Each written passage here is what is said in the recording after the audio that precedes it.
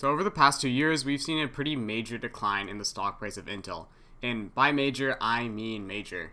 Dating back all the way to its peak in April of 2021, Intel's share price has fallen about 61% as of February 2023. So now the important question is, well, one, how did this happen? And two, can we actually see a return in their share price or not? Alright, so let's begin here with a little bit of an overview on Intel. To some of you guys, you might already know this, but it's just going to be a quick little summary here. So we know that Intel designs and manufactures semiconductor chips and other computer-related products. And they're large partners with other large companies such as Dell and HP.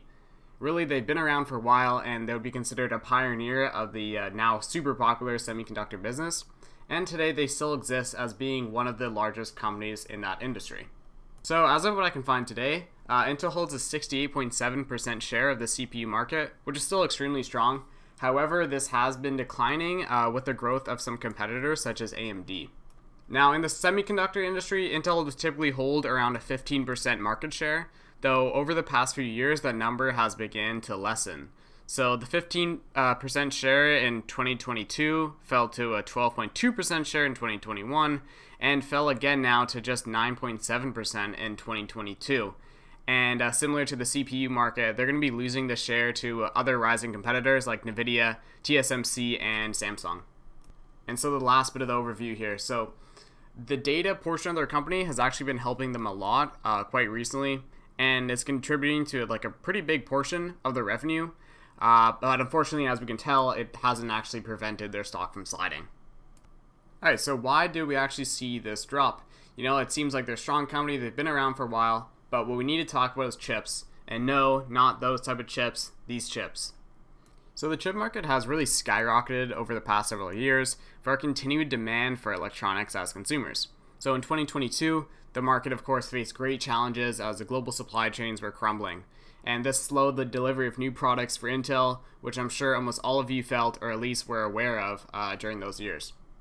And alongside this, we can kind of see an overview of their core issues, and that's going to be production issues, their PC sales, and the growth of other competitors, which I'll touch on in more detail shortly. And now most recently, we saw the slash in Intel's dividend. They didn't have a huge dividend, but it's still a 66% reduction, which, I mean, percentage-wise, that's massive. And after like the continued shortcomings in revenue, this is kind of what they had to do to save some money. And it's a bad sign for now. However, if they can use this money in a good way, that could be a nice catalyst. Another additional issue, although it does seem to be smaller compared to other things, I've seen a lot of stuff about shoddy management, and this again has led more investors to drop them. Although the chip market has faced some struggles and the market as a whole has faced struggles, why is Intel being hit so hard? I mean, let's look at the competitors here and see if they're being hit just as hard. Alright, so we already know that competitors like NVIDIA, AMD, as I mentioned earlier, have been pretty big reasons for their decline. And I mean, of course, now being in the same industry, these competitors are still going to be facing the same problems. And they have been dropping a lot. I mean, that's not something that you're just going to hide. I mean, it's not like Intel's doing super bad. They're all doing bad. But what I've seen, the general consensus is that Intel is just kind of doing worse. And people would rather put their money in something safer and something more prominent like these competitors. And Intel is just unable to match their growth, forcing investors to go to these other companies that seem to be more higher value. I mean, just as an example here, we can see the return of NVIDIA. They took a pretty sharp dive, but I mean, just recently, I mean, that is some huge growth if you're able to capture onto that. Whereas a company like Intel has seen nothing like that. Now, I'm not an analyst or anything, so let's go into what some real analysts have to say about their price targets and ratings. So a little study coming out of Wall Street says that 13% of analysts covering the company have ratings of buy or the equivalent on their shares, while 64% have a hold ratings, and then lastly 23% have sell ratings. Also, analysts at Webull, the trading platform, gives the stock a hold rating with an average price target of $27.46. Which is slightly above today's rate. As of recording, it's $24.93. And also, since the beginning of this year, some more information here. We've seen many different firms lowering its price rating, with the general consensus bouncing around $25 to $29. So what can we summarize from this? Well, we're seeing a lot of hold ratings. That's not, I guess, the worst thing, but it's not the best thing either.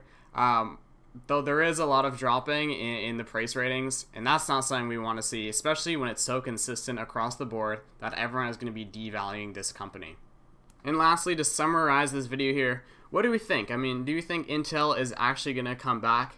And well, it's quite hard to say. And if you take a look here, it's not looking good. They got everything put against them to come back to a strong position. It's not to say that it can't come back, but coming back to its previous highs is definitely going to be challenging, especially with the industry and the competition that they're facing.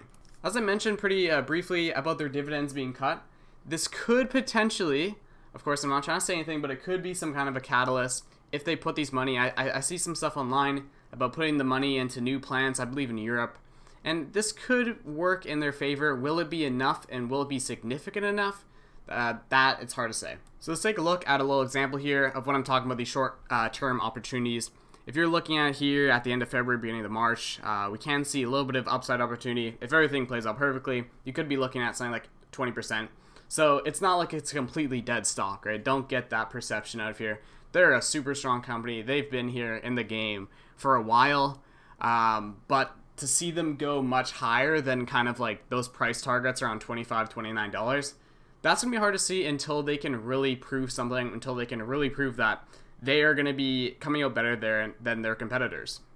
So let me know what you guys think. Drop some comments if you got some articles, studies, something you want to share with me that can help some others in the comments. Please drop it, and I'll see you all in the next video. See ya.